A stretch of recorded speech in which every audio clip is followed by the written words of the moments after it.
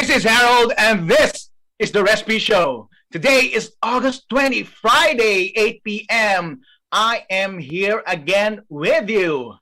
Tonight, we have our best show. We will be talking about refugees from Afghanistan. I will be alone in the meantime, but later on, I will be joined by Butch. And yung mga dati kong kasama, iniwan nila ako. All right. Let's get on with it. Refugees. Ngayon, sabi ni Roque, tumatanggap daw ang Philippines ng mga refugees galing sa Afghanistan. Ano ba ang nangyari sa Afghanistan? Naalala ninyo, merong mga Amerikano dun sa Afghanistan, meron silang military presence doon. Pero recently, umalis sila. Siguro hindi na nila kaya. Agad-agaran silang umalis. And agad-agaran din nag-take over ang kanilang tinatawag na Taliban. And so yung mga tao apparently nagsisitakbuhan, gusto nang umalis sa Afghanistan, baka mapatay sila. Nangailangan sila ng mga bansa na tatanggap sila. At sabi ng ating bansa, Philippines, tatanggapin daw natin sila. Saan ba nagsimula ang sigalot na ito? Naalala ko noong second year high school pa ako, nung siguro mga 2002, yun yung panahon na yung Twin Towers ng World Trade Center ay binangga ng dalawang airplanes. And nakita mo talagang sumabog yung dalawang building at nag-crash. Ganun pala bumagsak ang building. Kapag nabangga siya, hindi siya mababanggang gano'n. Hindi siya babagsak ng patagilid na gano'n. Babagsak siya as pababa. Yun. Engineering ano pala yun? Design yun.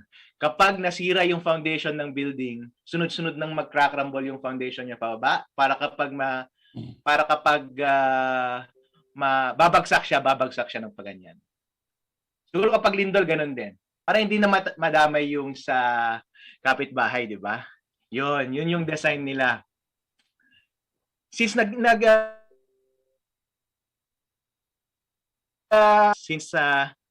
nabanggit ko yung about sa building at saka buwabagsak na building. Alam nyo ba na yung civil code, kung sino man yung architect ng building at kung sino man yung engineer ng building na nagpatayo, kapag yung building na yon ay bumagsak dahil sa construction or design flaws, mananagot sila sa may-ari ng building, sa mga building na katabi, at sa mga tao na may peperwisyo ng pagbagsak ng building na iyon. Kaya I think doon nag-develop yung safety measures nila sa pag-design ng building. I think yung design na ganito na babagsak yung building na paganyan. So kung bumagsak man ang building, hindi na sila gagastos sa mga kapitbahay kasi baka mahal. Magbabayad ka na nga ng building na isa, baka bayaran mo pa yung building na nasa kapitbahay. Mas mahal, di ba? Butch, hello, welcome! Welcome, Butch! Buti na lang napaaga kang dumating. Na-miss kita, akala ko hindi mo na ako sasamahan. Hindi kita papabayaan, partner. Kinilig naman ako doon. Natutuwa lang ako dito sa pagbukas mo ng topic hinggil dito sa Afghanistan. No? Pero unang-una, yun doon sa mini-mention mo itong sa Twin Towers ng World Trade Center, no? Tama ka no, yung pagbagsak ng building nila was vertical. And actually it was timed that from the top to all the way to the bottom, they timed it at something like 10.1 seconds from the top to the bottom, no? Ang ganyang kabilis ang pagbagsak. And then, nakakagulat nga, I just wanted to, since you were opening it up, no, I was saying that is not because of the design. It is what they call controlled demolition. No? In the United States, because they have so many buildings, you're correct that they have to find a way how to collapse a building so that they can build another one there. No? And the way they were doing it is what they call controlled demolition, which means they put dynamite, different types of dynamite, different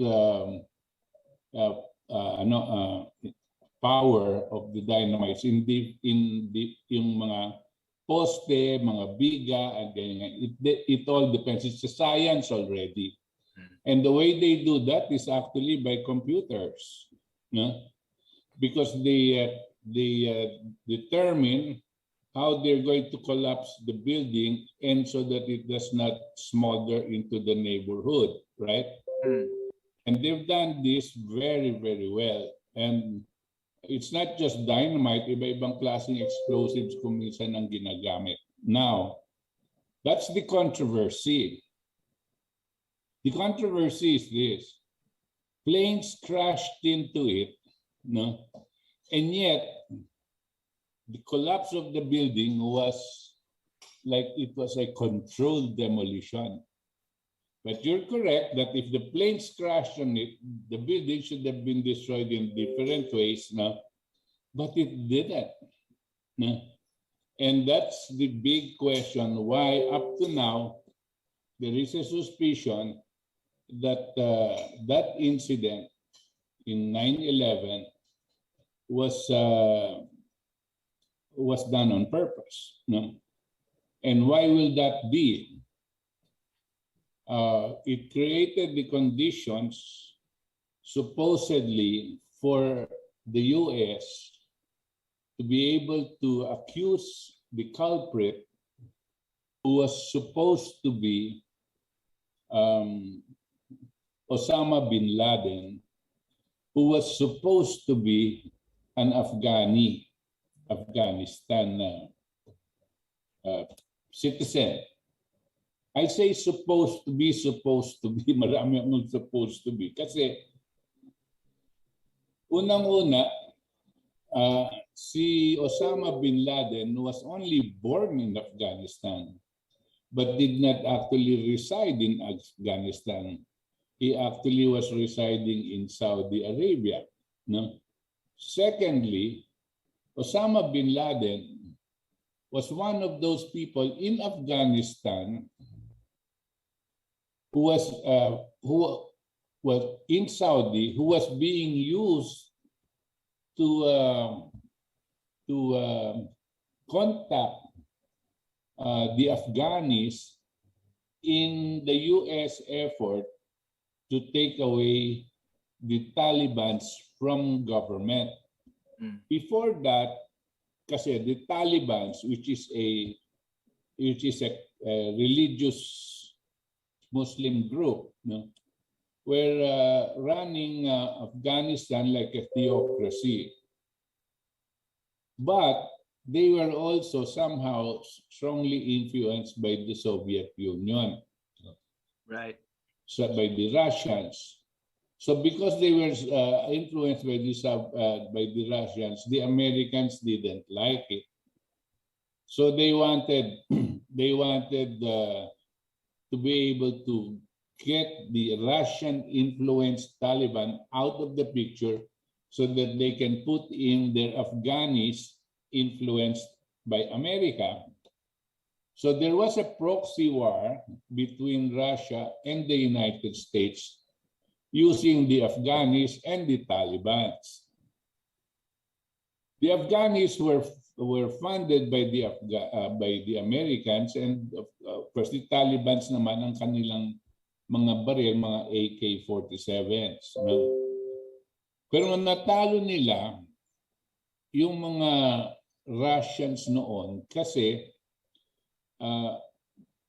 yung ginagamit na Russian helicopters, no, were being brought down like flies when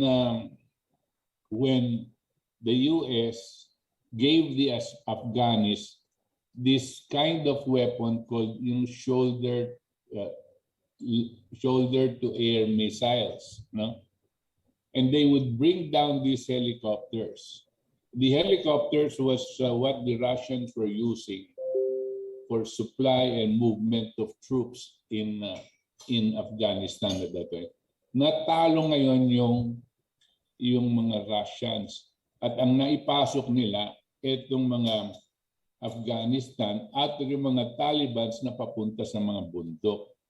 And for that whole time, almost 20 years, the Americans and the British and its allies were somewhat in control of Afghanistan, no? And the Russians, siyempre, nawala dito sa influence sa Afghanistan. Yan ang sitwasyon. Now, somehow, when Trump took over, sabi na, we shouldn't stay in Afghanistan and the Middle East. We should go into a programmed withdrawal of troops so that the Afghanistan, we will give them the arms, we will give them the support so that they can contain their enemies at bay, if that is the Taliban. No? So yun ang plano niya at yun ang inumpisahan nila. Tapos, not only that, nag-usap pa sila sa Taliban. Sabi nila sa Taliban, hindi na kami aatake sa inyo, hindi na namin kayo hahantingin. Pero habang paalis na ang mga troops ng Amerikano dito, huwag kayong mag-uumpisa ng gera. Kasi meron pa kaming maraming tao dito, tsaka papayagan nyo dapat yung mga Afghanis umalis peacefully na walang problema. Ngayon, ganyan ang usapan. At pag meron nangyaring incident, according to the conditions of that time with Pompeo and Trump and the leader of the Taliban, pag may nangyaring incident na mamatay ang mga Amerikano o mga foreign journalists or whatever, bubuhusan namin kayo ng bomba and we will annihilate you. So that was the usapan. Now, sa Amerika, as you know, nagkaroon ng eleksyon at natanggal si Trump. No? Ang pumasok ngayon, ito si Biden. Si Biden, sang-ayon din sila pag-withdraw ng mga troops sa Afghanistan. Pero ang ginawa ni Biden, hinatak niya lahat ng troops agad-agad at hindi na niya pinakialaman yung mga matitira at yung gulo na baka mangyari. At this is where we are now. No? What had happened is the Afghani government had collapsed. The leader had fled. He was a corrupt leader. Lahat naman ng inaalagaan ng Amerikano, mga corrupt leader. No? Pero umalis sila at itong mga Afghanis pumasok and they were taking over the military bases of the Afghanis, which were equipped with military hardware left to them by the Americans. And that includes airplanes, helicopters, tanks, Humvees, and other heavy artillery. No? Iniwan nila doon sa Afghanis. Pero yung Afghanis umatras at iniwan naman sa Taliban.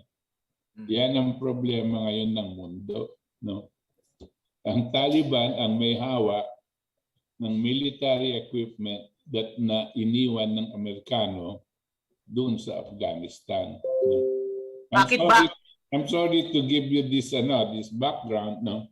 Pero it's also good for our listeners to understand what's going on there, no? And maybe later on we can talk about what can be done because of that. Well, I enjoyed that run through. Butch, bakit ba ayaw natin na ang Taliban ang mag-reign sa Afghanistan, ano ang pake natin bilang mundo at large? Ba't tayo concerned doon? Tayo, wala tayong problema dyan eh. Kanya lang, theocracy is a government run in accordance with the yung Sharia law, yung Muslim law. And every cult, every type of Muslim section may mga iba-ibang grupo yan, meron silang specific na sa kanila lang. Ngayon sa Afghanistan, sobra ang kanilang fundamentalist sa Muslim. At during those times, ang women, especially the women, were not treated very well. They were not allowed to go out unless escorted by a man in their family. They were not allowed to go out and show their face except with the cover. And then they were not allowed to be educated. No? Bawal sila pumasok sa mga universities, mag-eskwela, lalaki lang. At pag nahuli ka na may kalaguyo sa labas, you will be stoned to death in public. And they were doing this. No? They were doing this as early as what? 1990s, 1980s. No? They were killing people in the streets as public execution to show that they have gone. So merong malaking oppression that was going on against the women. So nagkaroon ngayon ng moral reason ang Amerikano na gagamitin nila to be able to take over Afghanistan. No? But in reality, dapat, if that is the way the sovereignty of the nation works, in reality, dapat hindi na natin pinapakailan. Pero you must remember, ang Amerika is looked at as a leader of the free nation. Everybody who wants to be free, who wants to be independent, who wants to be, democracy and all of that sort of thing, they go to the United States for help. No? Right. And that is what is happening. Kapag kinasal ako at saka kinuha ng asawa ko yung freedom ko, lalapit ako sa US Embassy at magpapatulong ako. Invade nila yung bahay. Ang isang kwento diyan, Butch. Ang isang kwento sabi ng mga fundamentalist na taga-Afghanistan, mga Taliban. Binomba nila yung Amerika kasi galit sila sa mga infidel. So dapat silang maparusahan. So ang sabi naman ng Amerika, ay, ayoko ng ganyan, hindi pwede. Hindi tayo nagpapakialamanan. Pero kung sa tingin mo, ako kaaway mo, tapos parati mo akong sinasaktan, talagang dapat babalik ako sa'yo. So yun yung sinabing justification ng Amerika. Kaya nila in-invade yung Afghanistan para buwagin yung Taliban. Ngayon, ang tanong, suportado ba sila ng international law?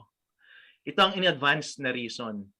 Sa mga international law natin ngayon, binabawal ang act of aggression na sinasabi. Ibig sabihin, bawal na magsimula ka ng isang war laban sa isa pang bansa. So bawal yon.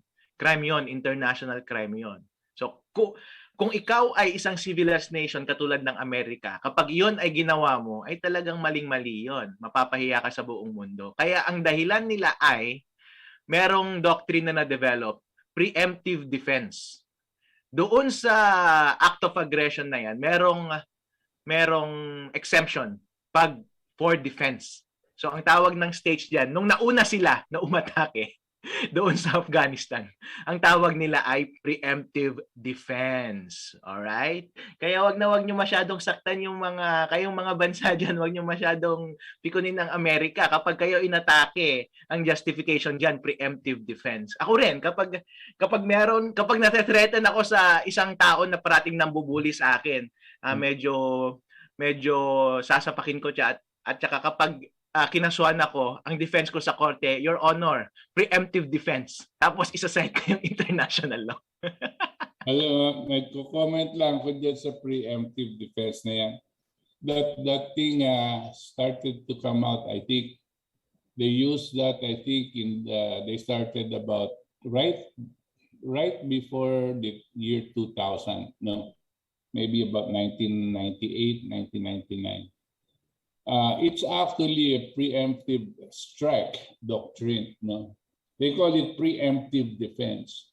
Ang konsepto nila ay if they, alam mo, first of all, United States has always intervened. It's probably the only country that intervenes in other nations, no? In history, I don't remember this kind of intervention on this pretext unless they were expanding, unless they were parang expansionist ng kanilang nature. Pero sa Amerika, sila lang nag-intervene at nagre-regime change. Nagpapalit ng gobyerno, they will oust a leader so that ang ipapalit nila yung kanilang puppet, no?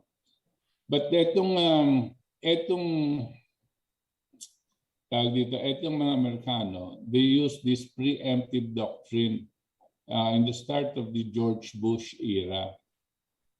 Ang kanilang justification is this: if they in the United States consider that another nation might be threatening them, or another group of people might be threatening them, and they will be put in a situation of national security risk, it is their right to preemptively strike at that potential enemy.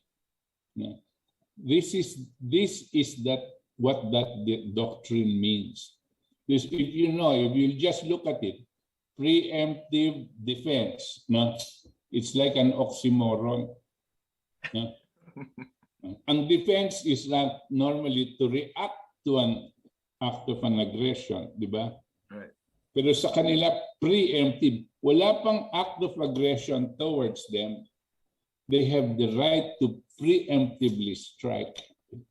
Now, this is a very important situation because ang pinagbabasihan ng prinsipyo dito ay might is right. Why?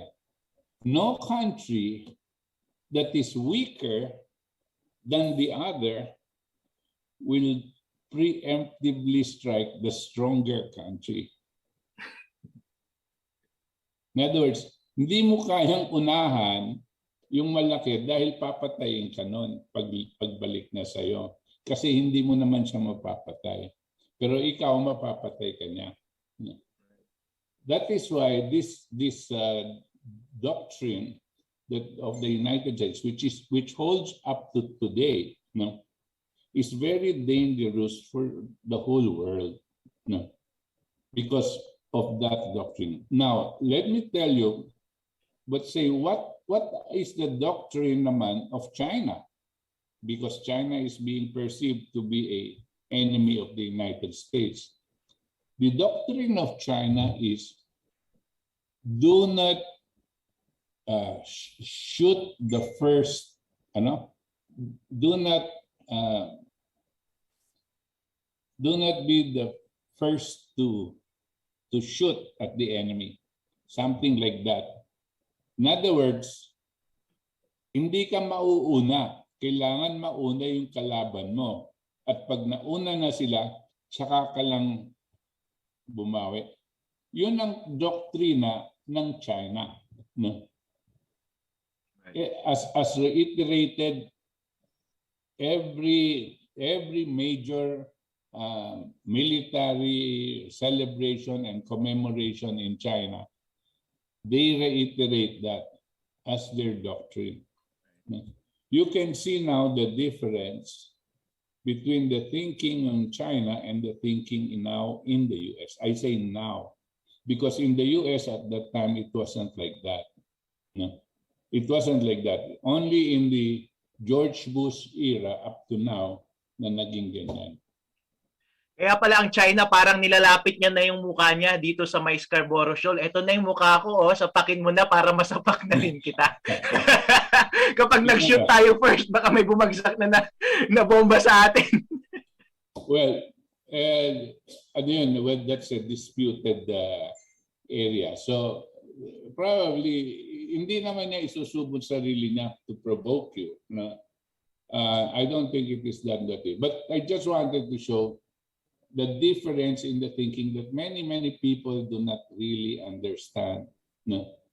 Now, what is happening in Afghanistan is a dangerous thing for the rest of the world because it creates a very unstable situation in the Middle East. Because tingnan mo tayo, sabi natin, tatanggap tayo ng Afghanistan rebels, no? Afghanistan refugees. Do you think we did that on our own volition? That in our own humanitarian thing? No, that's bullshit. That it is the United States that told us to be able, you have to take in some of these refugees. Can you imagine? Here we are, Harold.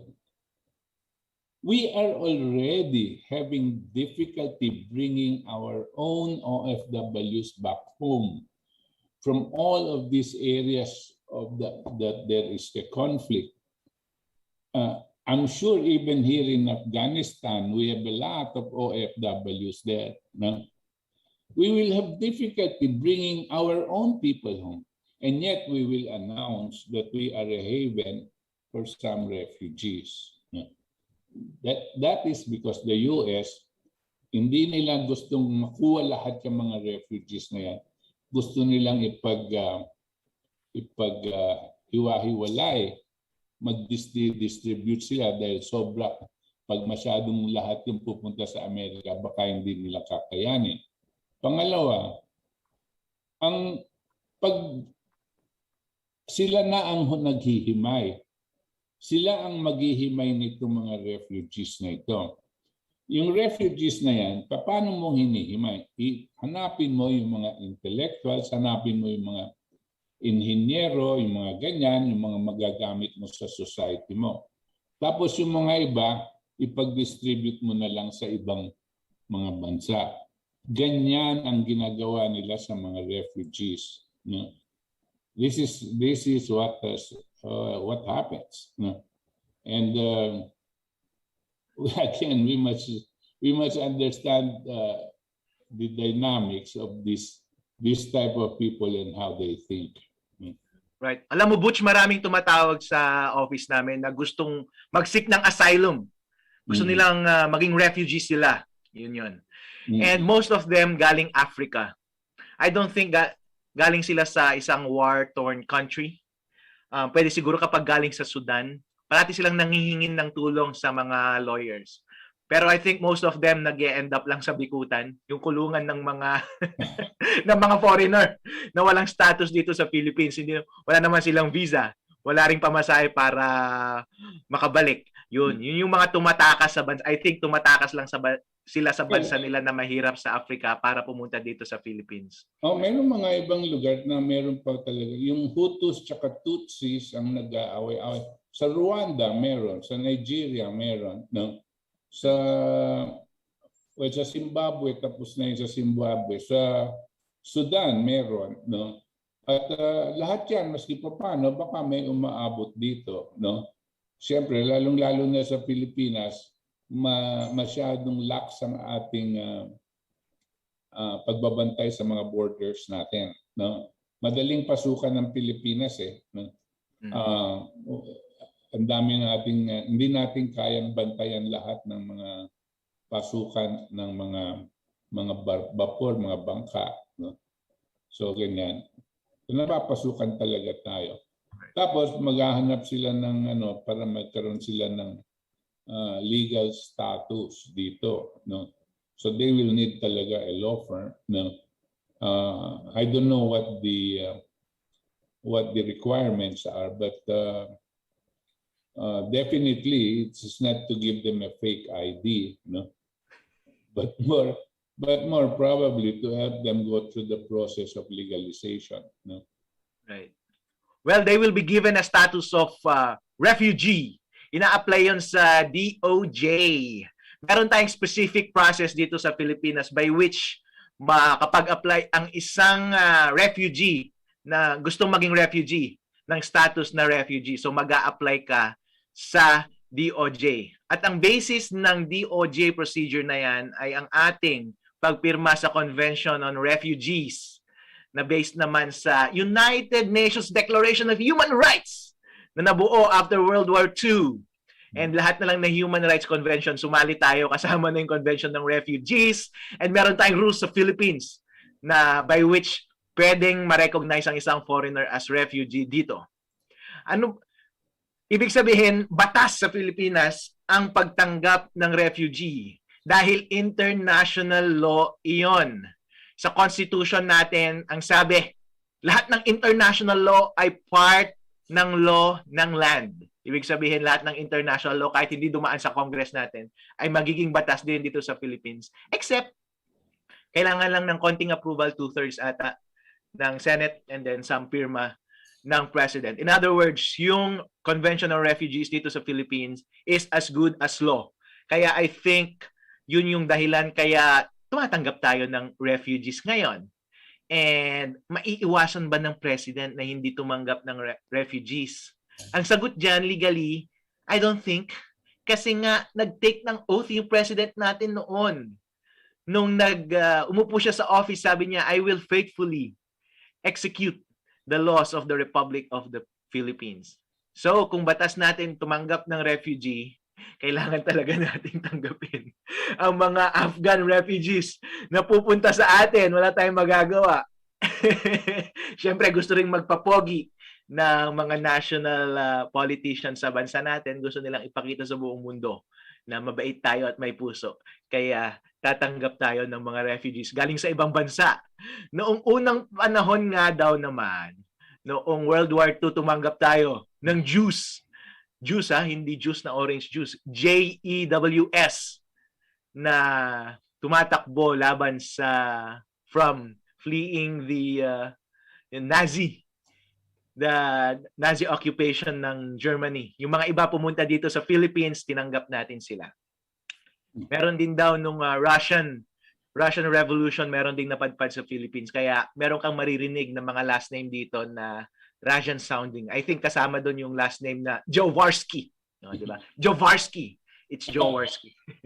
Actually, Jaworski, ano yan? Russian Jew. Russian Jew. Yung mga Jews kasi pumunta dito right before sumiklab ang World War II. Kasi alam nila puputok na at alam nila pinag-aanap na ni Hitler ang mga Jews. That's why si Manuel Quezon opened up the Philippines to something like 2,000 plus 2,500 families na Jews, no? Kanya ang daming mga Jewish names dito. Pero meron Russian Jew, may Spanish Jew, no? Yung mga katulad ng mga Ayala, mga Spanish Jew yan, Aboitiz, no? Spanish Jew yan. Yung Louillier, French Jew yan, no? Pero Jew, iba-iba lang ang pagka-Hudyo nila, pero yun ang ng mga Jews dito. Tapos hindi lang yun, meron pa tayo refugee center ng mga Vietnamese, no? Pero I'm not sure that although the president during those times were enjoined by the US to accept these refugees, except Manuel L. Quezon, he did it on his own. But I am not sure. I think that although we are part of that agreement, we are part of that international agreement, there are many countries that find the reason not to open their doors to refugees. No? For many reasons. National security is one of them. Inability to contain them and feed them and house them and so on and so forth as part of the economic cost that it will marami silang binibigay na ganitong reason, no? But on the other hand, others naman use them for cheap labor. No, even in Europe, they will get a small number, and they bring them in on a managed level, so that they can use them as cheaper labor. No? Kasi pag refugee status ka, magagamit ka na dahil wala ka pang papeles na permanente, no? You're willing to accept less than the normal. No? Ganyan din naman sa Amerika. Yung mga TNT natin, no? Yung mga nagtatago ng tago sa Amerika, tumatanggap sila mas kalahati yung sweldo dahil wala silang papeles, no? At hindi sila pwedeng mag-insist dito sa employer nila na ganyan nga, no? Narinig ko merong mga Pilipino doon na illegal nagtatrabaho. $5 lang per hour despite $15 per hour yung minimum wage doon. Uy, $5. Uy, $5 per hour kung nagtrabaho ka ng 8 hours doon, magkano rin 'yun? 'Di ba? Mga 2,000 pesos din 'yun sa isang araw. Hindi mo mahanap 'yun sa Philippines. Pero ang cost of living naman doon mas malaki din, no?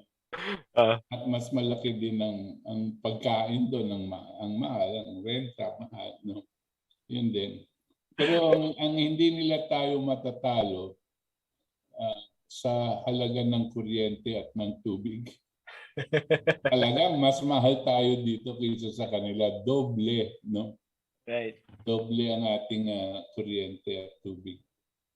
Butch, kanina pa ako kating-kating itanong ito. Butch, tama ba? As a matter of policy, natutumanggap tayo ng mga Afghan refugees, hindi lang refugees, but refugees from Afghanistan dito sa Philippines? Kung ako, I would not advise it. No? I would not advise it until all of the Filipino workers in Afghanistan are brought back. No? All of our OFWs who want to go home were brought back. And not only that, meron pang iba nga tayong OFW sa Syria that are stranded in Syria. You know, there are even people in as far as France, in Paris, that are stranded in Paris. No? Because the labor laws have changed, the amount that they have to raise in order to be able to live there is no longer possible. So nakaabang lang sila sa ating embahada kung kailan sila mababalik. Ang ramdam namin, hindi natin maibalik yung mga napakaraming gustong bumalik na dito kasi wala tayong lugar kung saan natin ilalagay. No? Tapos pag nagdagsaan dito yan, the government policy in the first tranche that came in last year was to try to push them all to the provinces where they came from. No? But you can't do that because there is no work in the provinces. Gugutumin pa rin. At somehow they will find their way back into the Metro Manila area, no? Para magganap ng trabaho. Baka magaling silang magpastol ng kambing. Baka kaya nila 'yun. Kapag nandito na lahat ng mga Filipino, Butch, maganda pa rin kayang papuntahin sila dito sa Philippines kasi ang naririnig ko sa mga kaibigan ko at saka sa mga kamag-anak ko, alam mo naman, mga kaibigan natin at kamag-anak, hindi naman politically correct yung mga yan eh. Hindi naman sila mabuting tao. Napapaligiran ako ng masasamang tao, mga walang puso. Ayaw, ayaw daw nila sa kanila kasi daw yung kultura nila is inferior sa atin. So ang alam lang daw nila ay mga rough road, mga alikabok, yung mga lalaki na kapalda, tapos na-attract daw sila. Matitigas silang lalaki, pero na-attract din daw sila sa mga lalaki na bata at saka nangre-rape sila ng mga lalaki na bata. Medyo generalization, pero somehow merong konting, ano yun? May katotohanan. Oo, parang naitahi sa culture nila yun ng konti eh. Parang nakakatakot, di ba? Parang kapag may pumasok sa bahay mo na may ganong reputasyon, parang, ano sa tingin mo, fair ba yun? Racism ba ang tawag doon? Well, hindi naman racism. Talagang kakaiba. Well, that's the problem. Exactly. No? These people are different. No? And then you're just going to accept them. What's the reason? No? What's the economic reason? What is the social reason for accepting them? So priorities muna. Atin muna ang ipasok natin. Now, ano ba yung itong mga ito? Ano bang maitutulong nila sa atin? Meron ba silang kaalaman na hindi natin alam gawin? Are they good workers, let's say for electronics or something like that? Chances are, since they're from Afghanistan, they're not. Afghanistan is not all naman buhangin and desert and all of that, no? Pero mas lamang naman tayo sa mga Afghanis, no? Because they have been so dumbed down for how many decades, no? Yun nga, sabi mga babae nga, ngayon lang sila, only these last 10, 20 years have they been allowed to go to school, no? Can you imagine that? Tapos yung mga mentality ng mga yan, since they are that kind of mga Muslims,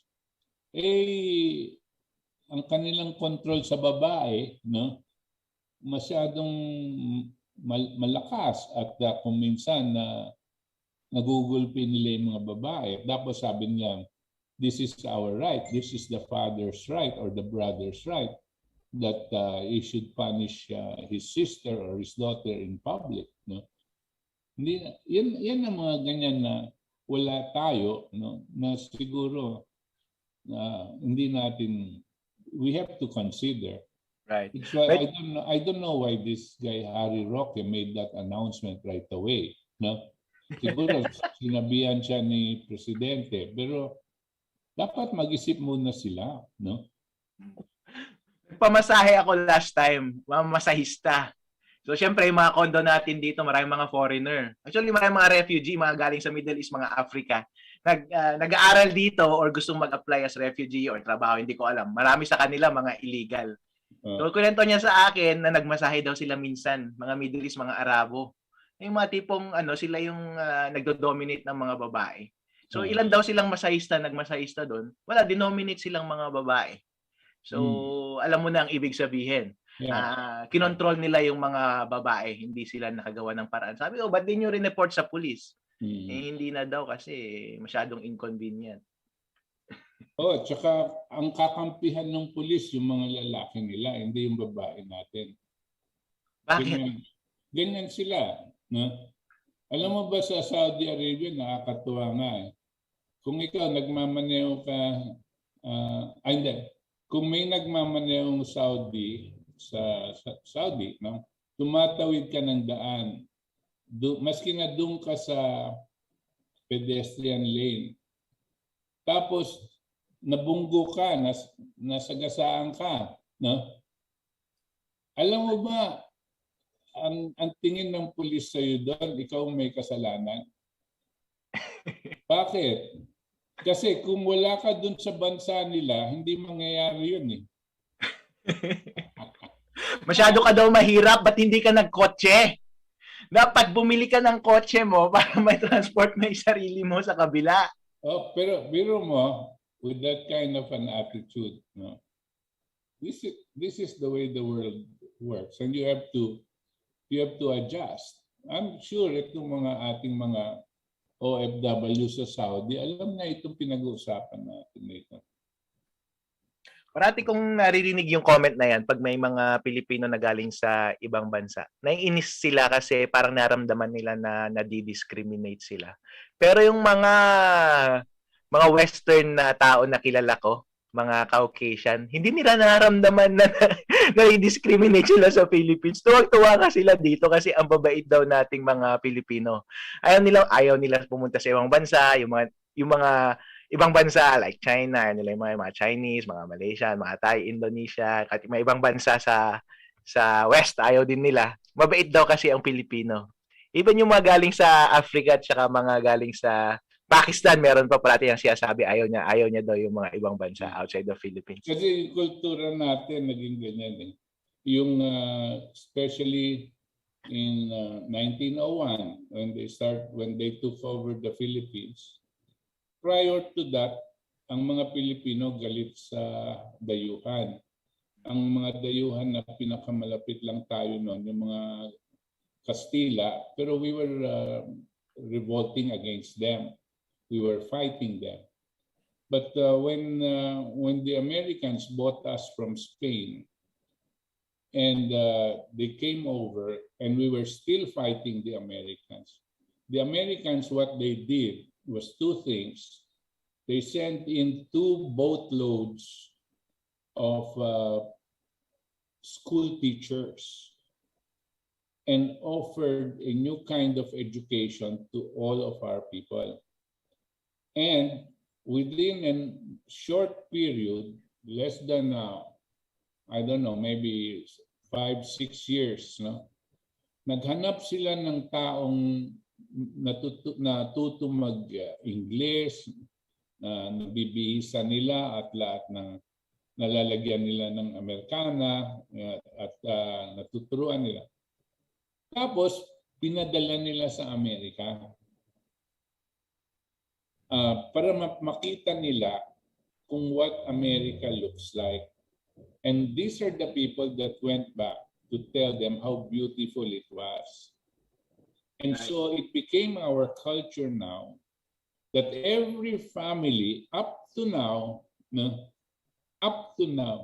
would like to be able to send her children to school in the United States.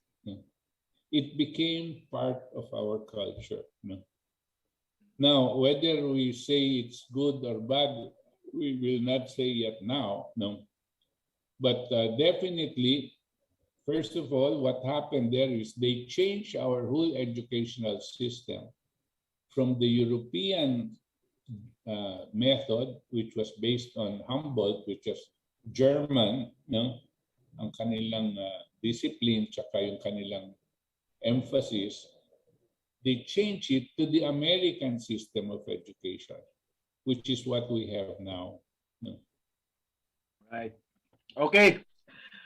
Let's go to the comments. Freighter Patrick, Christian Ong, the 5th. Good evening, Attorney Harold Respicio.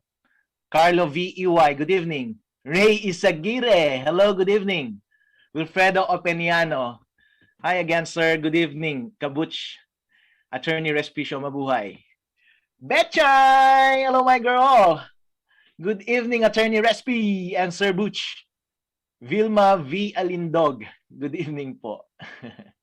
Freddy Oredina, there was a Nego-Bet Afghan army created by Anglo-American Empire and Taliban, also Afghan citizens, to regain their sovereignty versus foreign intervention by imperialist Anglo-American Empire.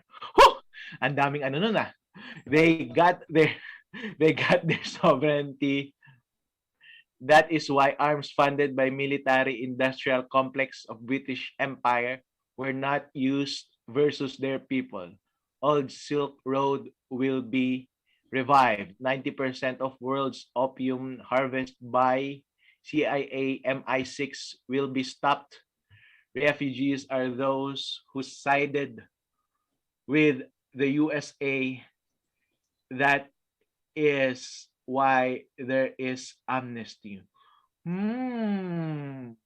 Para akong nagbasa doon ng Edward Gibbons Edward Gibbons prose.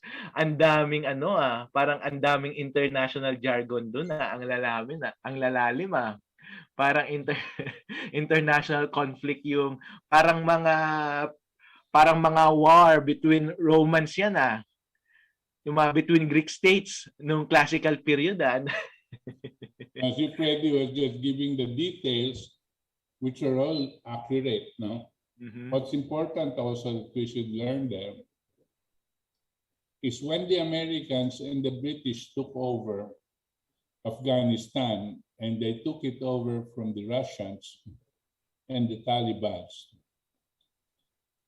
they cultivated northern Afghanistan because it was a opium production sector in Afghanistan. So much so that up to just recently, that portion of Afghanistan, just the small northern portion of Afghanistan, was supplying the 95% of the world's opium. So the biggest opium production was in Afghanistan. And this was creating problems for neighboring Russia.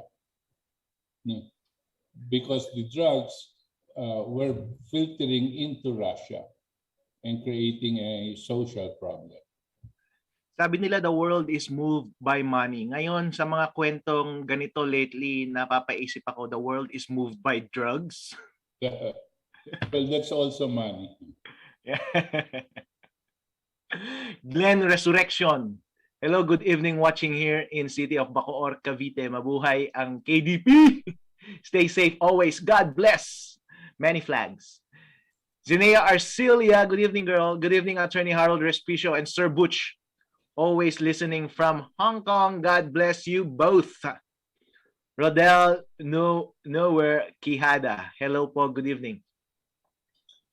Angeline Nivera. Good evening, Attorney Harold Respishow and Sir Butch. Listening from Hong Kong. God bless you both. Germville Respicio. You sound like my name. Only with a letter V. Inserted between the Jer and ill. And you commented, good. Looking good, brother. Wait, parang malabong pagkabasa ko dun Looking good, brother. Oh, all right. You're telling na I'm looking good. All right. Gerville is my brother, by the way. And happy birthday. He celebrated his birthday last on August 15. Ronald Nanoy.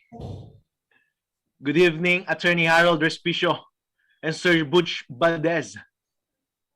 Mabuhay ang KDP watching here from Santo Tomas, Batangas. Angela Bolivar. Hi po, Angela here. Butch, where have you been? I'm about to say goodbye. If you're not coming back, well, that is all.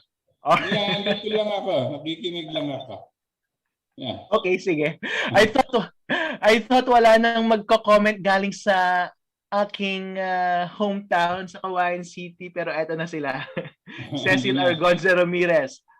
Hi, attorney watching po. Wilfredo Openiano, meron pong mga Vietcong refugee noon araw sa atin. Francis Tapia Obiena. Good evening, Attorney Respi. Prof. Butch, tama po kayo watching Yubail, KSA. Mabuhay po kayo at KDP. Pilosopo, there you are from Kawayan. Hello, Attorney Harold. Keep safe palagi from Cabatuan, Isabela. From Cabatuan pala. Baderio Candido, Joselito, magandang gabi po sa inyo, Sir Butch, Attorney Harold. Mabuhay po kayo watching from Jeddah, KSA. Arok Alip, good evening mga sirs. Well, Butch, thank you so much for joining me tonight. Well, it's always my pleasure. Yeah. Masarap palaging kwentuhan natin Harold. No? Yeah. Hindi ako napapagod pag nandito ka, parati kitang hinahanap-hanap eh. Relax ako kapag nandito ka. Kasi ikaw ang taga-inject ng substance sa ating show. Hindi, kasi ako yung matanda. Marami ng experience. But it's good. Alam mo, maraming nagko-comment hinggil dito sa show natin na ito, no? That there is a good mix, no? And more people of at least the younger ones are starting to get interested because they see younger faces, no? Kundi yung katulad ko, pag nakikita nila, ay masyadong matatanda na yan, ganyan ang reaction, no? Pero pag nakakita ng younger faces, and later on, especially when we start talking more seriously about the future of our country and something more substantial like this, no? They will be able to identify well with you and your staff and your friends in the legal profession, no? Who I am sure, although they're very young yet, they're not too familiar with what goes on politically, our economics, and our social systems.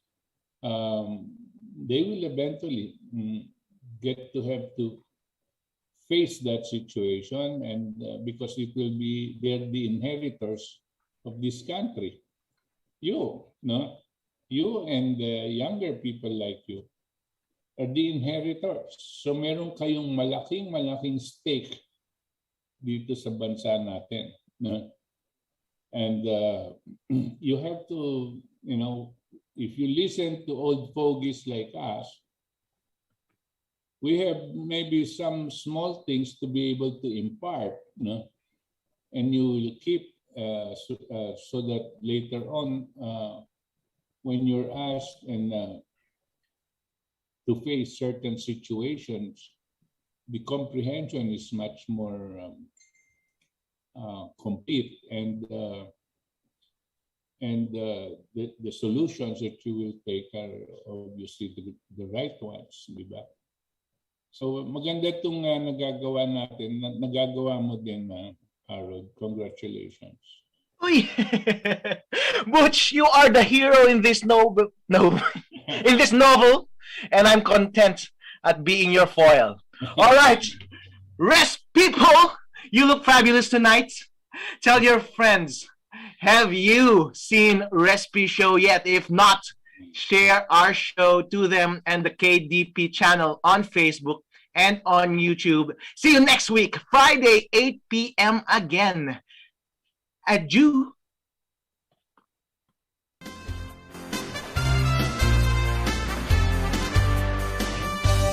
Bye, Butch.